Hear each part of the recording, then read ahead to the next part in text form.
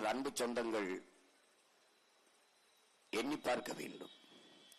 ஒவ்வொரு உரிமையும், மருத்துவ உரிமை, மின் உற்பத்தி விநியோக உரிமை, எல்லாவற்றையும் இந்திய ஒன்றிய அரசிற்கு தாரை வார்த்து கொடுத்தவர்கள் இவர்கள்தான்.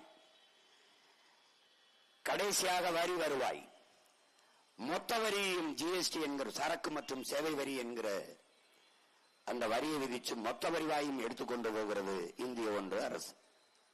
ஒரு பேரிட காலங்களில் இந்த மக்கள் சிவிக்க தப்பிக்கும் போது, பெரும் புயலில், பெரும் வெள்ளத்தில், பெருமழையில், வேளாண்மையில் பாதிக்கப்பட்டு நிற்கிற காலங்களில் கூட உரிய இழப்பீட்டுத் தொகையை பெற முடியாத ஒரு அடிமை நிலையில் நின்று கொண்டு இந்த அரசுகள் மாநில உரிமை பேசுவது, தன்னாட்சி பேசுவது என்பதெல்லாம் எவ்வளவு வேடிக்கையானது என்பதை அறிவார்ந்த எனது இன மக்கள் எண்ணி பார்க்க வேண்டும்.